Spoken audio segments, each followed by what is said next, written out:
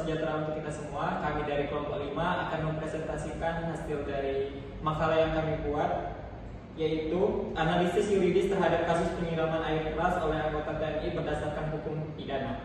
Baik, saya sendiri Muhammad Edward dengan NPM B1A023124 dan teman saya Salvano Salenda dengan NPM B1A023034.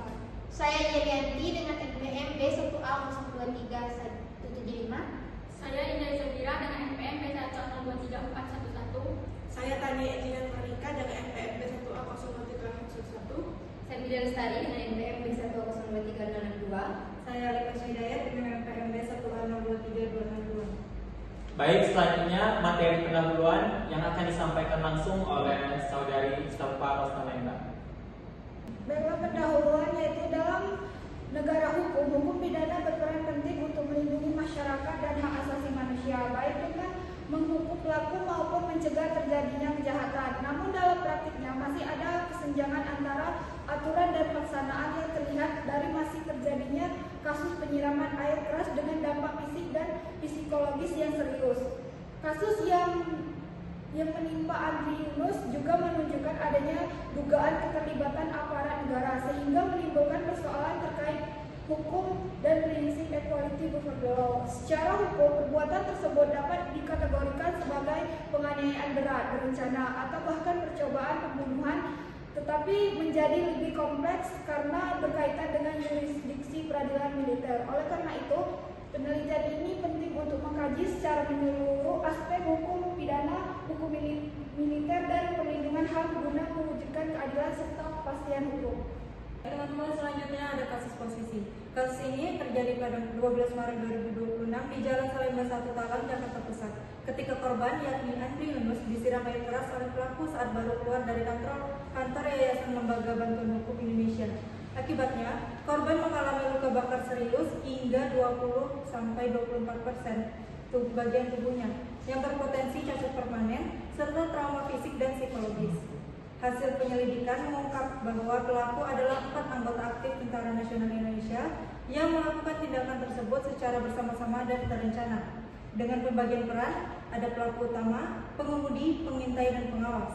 Motifnya diduga karena dendam pribadi terkait aktivitas korban sebagai aktivis HAM yang mengkritik kebijakan negara. Secara hukum, perbuatan ini dapat dikualifikasikan sebagai penganiayaan berat berencana pasal 466 dan 468 KUHP junto pasal 20 KUHP. Bahkan berpotensi sebagai percobaan pembunuhan. Kasus ini juga menjadi kompleks karena melibatkan anggota TNI aktif sehingga berada dalam yurisdiksi peradilan militer dan menimbulkan isu akuntabilitas serta perlindungan terhadap aktivis HAM. Selanjutnya, metode penelitian.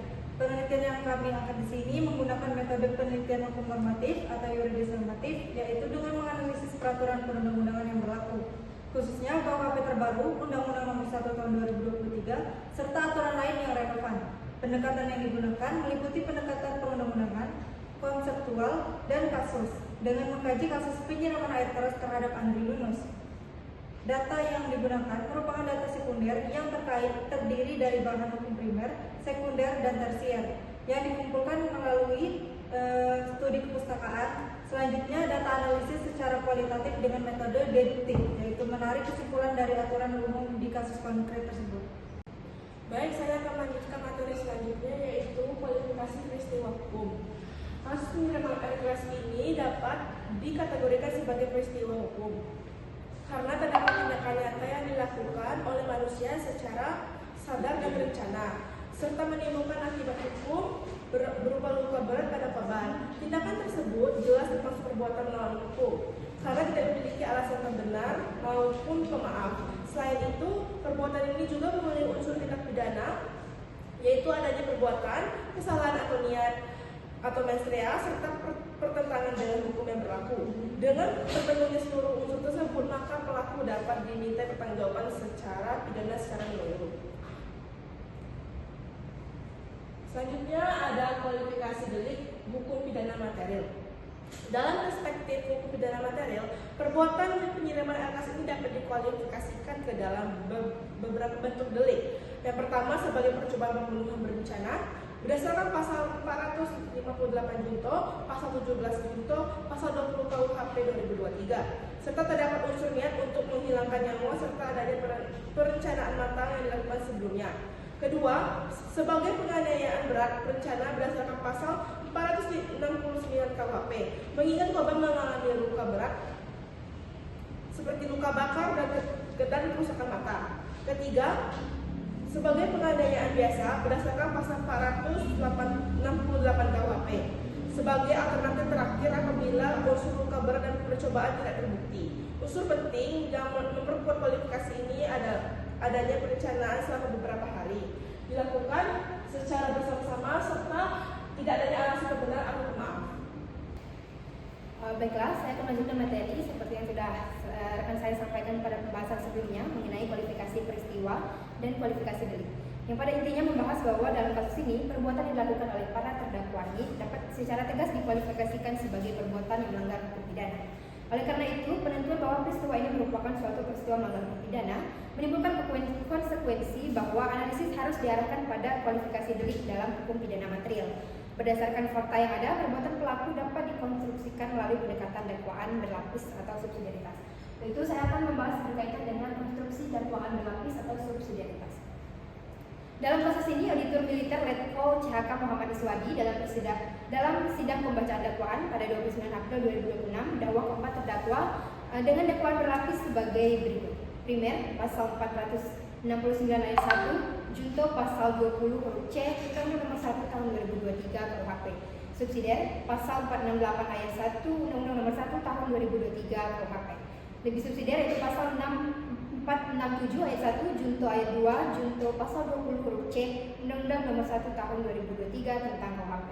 Namun apabila dilihat lebih dalam dari aspek niat atau mens rea dan perencanaan, maka perbuatan ini pada dasarnya dapat dikualifikasikan sebagai suatu percobaan pembunuhan berencana, bukan sekedar penganiayaan berat. Maka dari itu konstruksi dakwaan yang tepat adalah menggunakan dakwaan subsidiaritas, yaitu dakwaan yang disusun secara berlapis dari yang paling berat hingga yang paling ringan guna mengantisipasi kemungkinan tidak terbuktinya unsur-unsur tertentu dalam dakwaan utama dalam persidangan. Pendekatan ini sejalan dengan praktik hukum acara pidana yang memberikan ruang bagi hakim untuk menjatuhkan putusan berdasarkan lapisan dakwaan yang terbukti.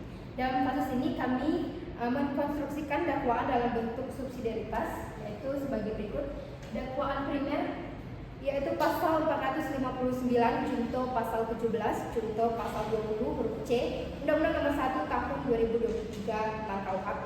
Pada dakwaan primer, perbuatan para pelaku pada dasarnya dapat dikualifikasikan sebagai percobaan pembunuhan berencana yang dilakukan secara bersama-sama. Kami menganalisa peristiwa ini secara komprehensif melalui ketentuan pasal 459 KUHP tentang pembunuhan berencana, kemudian menganalisisnya dengan pasal 17 KUHP tentang percobaan tindak pidana atau pogging, serta pasal 20 huruf C dan D KUHP tentang penyertaan. Yang coba kami analisis dari pasal 459 KUHP yang berbunyi setiap orang yang dengan rencana terlebih dahulu merampas nyawa orang lain dipidana karena pembunuhan berencana dengan pidana mati atau pidana penjara seumur hidup atau pidana penjara paling lama 20 tahun. Di mana unsur-unsur yang harus dibuktikan dalam ketentuan pasal ini adalah unsur setiap orang dengan rencana dan merampas nyawa orang lain. Namun setidaknya ada dua unsur pokok yang harus dipenuhi dalam pasal 459 ini, yaitu unsur niat untuk menghilangkan nyawa orang lain.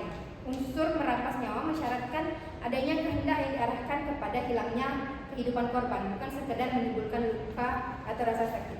Dalam konteks kasus penyiraman air keras ini, terhadap aktivis HAM ini, pertama para pelaku memiliki kesadaran tentang alat dan metode serangan yang mereka gunakan. Para terdakwa dengan sadar memilih penggunaan air keras, yaitu sulfat pekat sebagai senjata. Sebagai anggota intelijen militer yang terlatih, mereka mustahil tidak mengetahui bahwa air keras ini merupakan suatu senyawa korosif yang sangat berbahaya. Terlebih ketika metode yang mereka gunakan adalah disiramkan kepada orang lain. Di mana dalam hal ini para terdakwa melakukan serangan berupa penyiraman ke bagian-bagian vital, yaitu bagian wajah, terutama mengenai bagian mata, hidung, dan mulut, serta bagian kepala, yang mana itu termasuk bagian yang rentan berpotensi menimbulkan akibat yang sangat fatal sampai dengan kematian, yang dapat terjadi melalui kerusakan saluran pernapasan, luka bakar internal, atau shock akibat trauma kimia yang masif. Kedua, kualitas luka yang terjadi, di mana korban di sini Andre Yunus mengalami luka bakar yaitu 20% di bagian wajah dan kerusakan kornea 40%. Ini bukan merupakan luka ringan yang dihasilkan dari tindakan yang bertujuan sekedar memberi pelajaran. Skala kerusakan yang ditimbulkan mencerminkan intensitas atau kualitas zat yang digunakan serta cara penggunaan yang diarahkan langsung ke wajah. Selain itu, untuk menentukan unsur sengaja menghilangkan nyawa orang lain ini tentu ditentukan apabila pelaku menyerang korban dengan alat seperti senjata tajam dan senjata api di bagian tubuh yang terdapat organ vital seperti bagian dada, perut, dan kepala. Hal ini termaktub dalam jurisprudensi tetap Mahkamah Agung Republik Indonesia nomor 1/Yur/Pit/2018. Nah, dari fakta ini dapat kami simpulkan bahwa unsur niat untuk menghilangkan nyawa orang lain sudah terpenuhi melalui aksi penyerangan berupa penyiraman air keras tersebut.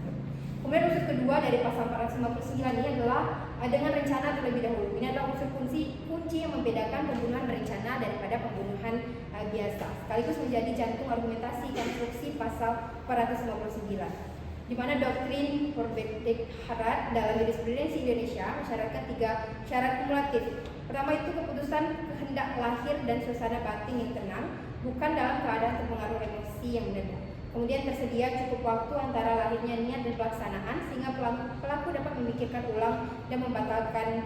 Dan 3, yaitu pelaksanaan perbuatan dilakukan dalam suasana tenang dan terencana. Unsur ini terpenuhi secara sempurna berdasarkan fakta-fakta persidangan yang ada, di mana perencanaannya berlangsung dalam 3 hari penuh, yaitu dari tanggal 9 Maret 2026, Serda Edi dan Letu Budi bertemu di Masjid Al-Ikhlas Babis TNI selama sebuah suasana yang sama sekali jauh dari amarah dan aktivitas mendadak. Kemudian pada 10 Maret 2026 mereka kembali bertemu sambil ngopi setelah berbuka puasa. Kemudian pada 11 Maret 2006 keempat terdakwa berkumpul bersama di Mes Denma Babis TNI untuk mematangkan rencana. Para terdakwa bahkan melakukan pengintaian digital dengan mencari informasi kegiatan korban melalui Google untuk menentukan waktu dan lokasi yang tepat. Selama 3 hari tersebut, terdakwa memiliki kesempatan penuh untuk berpikir jernih, membatalkan niat dan menghindari diri dari tindak pidana. Namun tidak satupun dari mereka melakukannya, sehingga unsur ini sudah tentu terpenuhi. Kemudian selanjutnya yaitu pasal 17 berkaitan dengan percobaan atau pogging, di mana unsur daripada percobaan yang harus dipenuhi yang pertama yaitu niat untuk melakukan tindak pidana yang ternyata dari permulaan pelaksanaan. Unsur ini sudah terpenuhi di mana niat para terdakwa untuk merampas nyawa Andri dalam konstruksi ini tidak cukup dibuktikan dari pernyataan verbal semata, melainkan harus tercermin dari tindakan nyata yang merupakan permulaan pelaksanaan. Ketika para terdakwa mendatangi lokasi korban dan membawa air keras dalam wadah yang telah disiapkan, lalu menyiramkannya secara langsung ke wajah korban, ini telah melewati tahap persiapan dan masuk secara penuh ke fase pelaksanaan. Niat membunuh ternyata dalam cara pelaksanaan yang mereka punya. Unsur kedua yaitu permulaan pelaksanaan yang nyata, di mana unsur ini terpenuhi. Terdakwa Serda Edi Sudarko secara fisik menyiramkan air keras langsung ke tubuh dan wajah korban. Ini bukan lagi tindakan persiapan, ini adalah serangan yang sudah jelas berjalan penuh. Pelaksanaan pembunuhan berencana dan konstruksi hipotesis ini telah dimulai dan bahkan telah hampir selesai. Yang tidak terjadi hanyalah akibat kematian itu sendiri. Kemudian unsur ketiga yaitu pelaksanaan tidak selesai atau akibat yang terjadi bukan karena kehendak dari pelaku sendiri. Unsur ini terpenuhi di mana Andre Yunus tidak meninggal dunia karena para terdakwa mengurungkan niat, menarik diri atau menghentikan serangan atas kehendak sendiri. Korban selamat semata-mata karena mendapat pertolongan medis segera dan menjalani serangkaian operasi intensif di rumah sakit, di mana para terdakwa telah melakukan segala sesuatu yang dalam kekuasaan mereka untuk mengeksekusi tujuan. Gagalnya kematian adalah faktor eksternal yang sama sekali berada di luar kehendak para pelaku. Ini adalah definisi paling klasik daripada pogging yang sempurna. Kemudian konsekuensi pemidanaan karena pasal 459 memuat ancaman pidana mati atau penjara seumur hidup, maka berdasarkan pasal 18 ayat 4 KUHP 2023, percobaan pembunuhan berencana diancam dengan pidana penjara paling lama 15 tahun. Kemudian pasal 20 huruf C yaitu penyertaan, di mana unsur yang pertama yaitu adalah 2 orang atau lebih yang terlibat bersama-sama, di mana unsur ini secara terpenuhi melebihi syarat minimum, di mana 4 terdakwa yang hadir di persidangan telah terbukti bersama-sama merencanakan melaksanakan serangan. Lebih jauh, Komnas HAM menemukan setidaknya ada 14 orang terhubung di sekitar lokasi kejadian. Kemudian unsur yang kedua yaitu kesengajaan. perbedaan yang sama, di mana unsur ini terpenuhi secara eksplisit melalui pernyataan yang terungkap di persidangan. Terdakwa 3 secara verbal menyatakan kalau begitu kita kerjakan bersama-sama. Sebuah pernyataan dalam hukum pidana merupakan manifestasi yang paling jelas dalam pengakuan ini, yaitu kerjasama yang secara sadar dikehendaki bersama. Masing-masing terdakwa hadir dalam setidaknya 2 dari 3 pertemuan perencanaan, sehingga tidak ada yang dapat mengklaim tidak mengetahui atau tidak menyetujui rencana tersebut. Kemudian unsur yang ketiga yaitu masing-masing turut melakukan bagian perbuatan. Unsur ini terpenuhi dalam konsep ini, di mana tidak disyaratkan setiap orang mengerjakan seluruh unsur delik secara mandiri. Cukup apabila masing-masing memberikan kontribusi fungsional yang nyata. Pembagian peran yang dilakukan antara penyiraman, penyintai, pengumpul informasi, dan penjaga situasi membuktikan bahwa terdakwa memainkan peran yang tidak dapat diabaikan dalam keberhasilan serangan ini. Kemudian yang keempat yaitu unsur tanggung jawab penuh dan setara. Unsur ini terpenuhi sebagai konsekuensi hukum dari perbuatan ini. Setidaknya terdakwa memiliki tanggung jawab penuh atas seluruh tindak pidana, termasuk terdakwa yang hanya berperan sebagai penyintai atau penjaga situasi. Dalam konstruksi pasal 459 junto pasal 17 junto pasal 20 huruf C ini, maka seluruh 4 terdakwa dapat dipidana dengan ancaman percobaan pembunuhan berencana, yaitu penjara paling lama 15 tahun tanpa adanya pengurangan berdasarkan peran masing-masing. Kemudian dakwaan subsidiar yaitu pasal 469 ayat 1 Undang-Undang Nomor 1 Tahun 2023 junto pasal 20 huruf C Undang-Undang Nomor 1 Tahun 2023 tentang KUHP, di mana unsur-unsurnya sudah terpenuhi seperti yang sudah saya sampaikan sebelumnya. Kemudian yang ketiga yaitu subsidiar yaitu pasal 468 ayat 1 junto pasal 20 huruf C Undang-Undang Nomor 1 Tahun 2023. Baik, saya akan melanjutkan materi mengenai yurisdiksi peradilan militer dan perlindungan hukum terhadap aktivis HAM dalam perspektif negara hukum. Di mana dalam kasus penyiraman air keras terhadap aktivis HAM Andri Yunus, persoalan yuridis muncul tidak hanya berkaitan mengenai kualifikasi tindak pidana, tetapi juga menyentuh pada aspek fundamental yang penting mengenai yurisdiksi peradilan yang berwenang untuk mengadili para pelaku. Persoalan yurisdiksi dalam perkara ini melibatkan tegangan normatif yang mana antara beberapa instrumen hukum yaitu Undang-Undang Nomor 31 Tahun 1997 tentang peradilan militer dan Undang-Undang Nomor 34 Tahun 2004 tentang TNI dan Undang-Undang Nomor 20 Tahun 2025 tentang KUHP yang mulai berlaku efektif sejak 2 Januari 2026. Untuk mengetahui lembaga peradilan mana yang berwenang dalam perkara ini perlu dikonstruksikan terlebih dahulu melalui peraturan perundang-undangan yang ada yang akan diuraikan sebagai berikut. Yang pertama yaitu melalui Undang-Undang Nomor 34 Tahun 2004 tentang TNI, di mana undang-undang ini membuka ruang bahwa prajurit TNI tidak selalu harus diadili di peradilan militer, khususnya apabila melakukan tindak pidana umum yang berdampak luas terhadap masyarakat sipil. Sebagaimana yang ditentukan pada pasal 65 ayat 2 Undang-Undang Nomor 34 Tahun 2004 tentang TNI ini yang menyatakan bahwa prajurit tunduk pada kekuasaan peradilan militer dalam hal pelanggaran hukum militer dan tunduk pada kekuasaan peradilan umum dalam hal pelanggaran hukum pidana umum yang diatur dengan undang-undang. Jadi, berdasarkan ketentuan pasal ini, jika merujuk pada kasus penyiraman air keras terhadap aktivis Andri Yunus ini sudah tentu memenuhi ketentuan pasal ini. Mengingat tindak pidana yang dilakukan merupakan tindak pidana umum dan korban pun merupakan warga sipil sehingga seharusnya perkara ini diselesaikan melalui peradilan umum. Namun sayangnya ketentuan pasal 65 ayat 2 ini dilemahkan dengan adanya ketentuan pasal 74 Undang-Undang Nomor 34 Tahun 2004 tentang TNI yang pada ketentuannya mengatur bahwa ketentuan pasal 65 ayat 2 tersebut baru dapat dilaksanakan apabila Undang-Undang Peradilan Militer yang baru diberlakukan, yang mana sampai saat ini kita masih menggunakan Undang-Undang Peradilan Militer yang lama, yaitu Undang-Undang Nomor 31 Tahun 1997 tentang peradilan militer yang saat ini masih diuji di Mahkamah Konstitusi.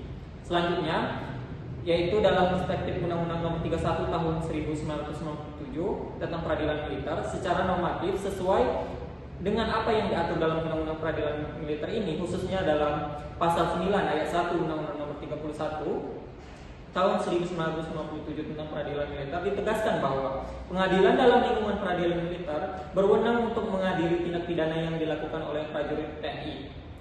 Nah, ketentuan ini menempatkan peradilan militer sebagai leg spesialis terhadap peradilan umum apabila subjek merupakan anggota militer aktif. Sejalan dengan itu, fakta bahwa keempat terdakwa tersebut merupakan prajurit aktif TNI. Hal tersebut menimbulkan dualisme peradilan hukum yang mana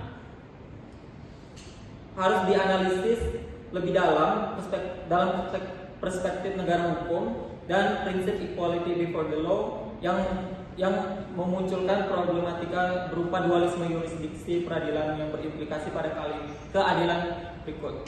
Baik, berikutnya di slide berikut dualisme yurisdiksi dan kuhap baru.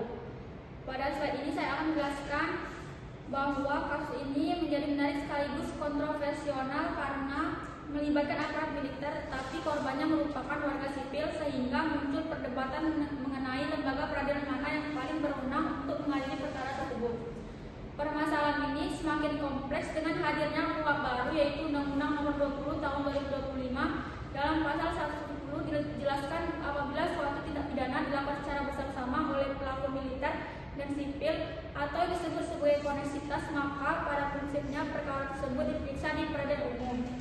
Pengecualiannya hanya berlaku apabila kepentingan militer dinilai lebih dominan dibanding kepentingan umum. Jika melihat konteks kasus ini, terdapat indikasi bahwa pelaku tidak hanya berasal dari unsur militer dan korban sendiri adalah warga sipil yang juga dikenal sebagai aktivis HAM. Oleh karena itu, secara teoritis, banyak ahli hukum berpendapat bahwa perkara ini seharusnya dapat diperiksa di peradilan umum karena menyangkut kepentingan publik, perlindungan hak asasi manusia, serta prinsip transparansi peradilan. Namun dalam praktiknya, perkara dapat ditangani oleh peradilan militer. Hal ini yang kemudian memunculkan kritik dan perdebatan di masyarakat. Banyak yang menilai bahwa peradilan militer cenderung kurang terbuka dibanding peradilan umum, sehingga dikhawatirkan dapat mempengaruhi rasa keadilan bagi korban maupun masyarakat. Selain itu, kasus ini juga menunjukkan bahwa sampai saat ini terdapat persoalan dalam mengatur koneksitas di Indonesia, khususnya mengenai batas antara kewenangan peradilan militer dan peradilan umum. Karena itu, kasus ini penting dikaji untuk melihat bagaimana implementasi kuhap baru serta sejauh mana prinsip equality before the law atau persamaan di hadapan hukum benar-benar diterapkan. Baiklah, selanjutnya adalah perspektif negara hukum dan perlindungan HAM.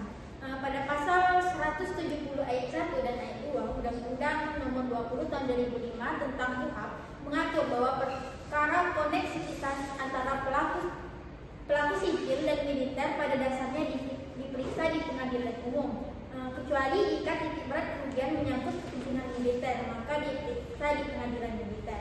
Ketentuan ini menunjukkan arah reformasi hukum yang lebih progresif dan menekankan kesatuan negara hukum. Dalam kasus Andre Julius, peradilan dilakukan di peradilan militer karena terdakwa yang diajukan sebagai anggota TNI.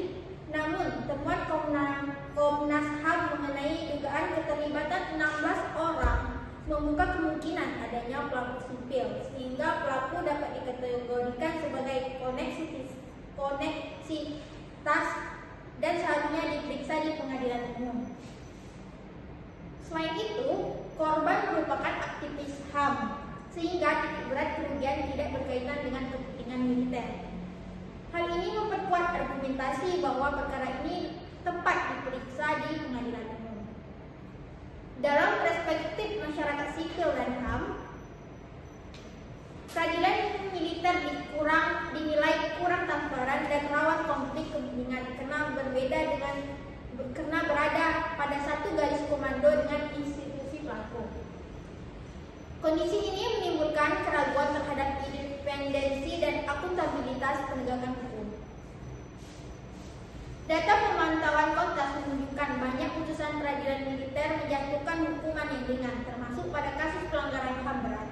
Hal ini menimbulkan resiko impunitas dan bertentangan dengan prinsip negara hukum serta akuntabilitas. Dalam perspektif HAM dan hukum tata negara, penyelesaian perkara harus menjamin prinsip fair and trial, independensi peradilan, keterbukaan, dan equality before the law. Keadilan tidak hanya harus ditegakkan, tetapi juga harus tampak ditegakkan di hadapan publik. Secara institusional, banyak negara yang telah membatasi yurisdiksi peradilan militer hanya untuk pelanggaran disiplin militer. Sedangkan tindakan pidana umum yang melibatkan korban sipil diperiksa di peradilan umum. Pendekatan ini dianggap lebih sesuai dengan prinsip demokrasi dan perlindungan HAM. Negara juga memiliki kewajiban menghormati, melindungi, dan memenuhi hak-hak aktivis HAM sebagai human rights defense. Penegakan perkara yang tidak transparan dapat menimbulkan calling effect terhadap kebebasan berekspresi dan partisipasi publik. Namun secara positif masih terdapat kendala dalam Undang-Undang Peradilan Militer belum sepenuhnya diselaraskan dengan semangat reformasi hukum dan KUHP terbaru, sehingga reformasi yurisdiksi peradilan militer masih terus diperdepankan. Jadi kasus ini menunjukkan adanya ketegangan antara hukum yang masih mempertahankan yurisdiksi peradilan militer dengan tuntutan keadilan substantif yang menghendaki transparansi, akuntabilitas, dan persamaan di hadapan hukum. Karena itu, diperlukan reformasi regulasi agar seluruh pelaku tindak pidana termasuk aparat penegak hukum diproses melalui sistem peradilan pidana yang adil dan menjamin perlindungan HAM. Baik, dari seluruh penjelasan yang telah diuraikan sebelumnya, dapat ditarik kesimpulan bahwa penyiraman air keras ini merupakan tindak pidana yang serius yang memenuhi unsur perbuatan melawan hukum dan pertanggungjawaban pidana. Secara hukum pidana material, perbuatan ini lebih tepat dikualifikasikan sebagai percobaan pembunuhan berencana secara bersama-sama dengan alternatif penganiayaan berat atau penganiayaan. Penggunaan dakwaan berlapis atau subsidiaritas sudah tepat karena menjamin pelaku tetap dapat dipidana. Namun, adanya dualisme yurisdiksi antara peradilan militer dan peradilan umum berpotensi menghambat keadilan, transparansi, dan akuntabilitas. Oleh karena itu, diperlukan penegakan hukum dengan prinsip equality before the law, pelindungan maksimal terhadap aktivis HAM, serta reformasi dan sinkronisasi sistem peradilan agar keadilan substantif dapat terwujud. Baik, itulah presentasi dari kelompok kami, kelompok 5. Kami ucapkan sekian dan terima kasih. Wassalamualaikum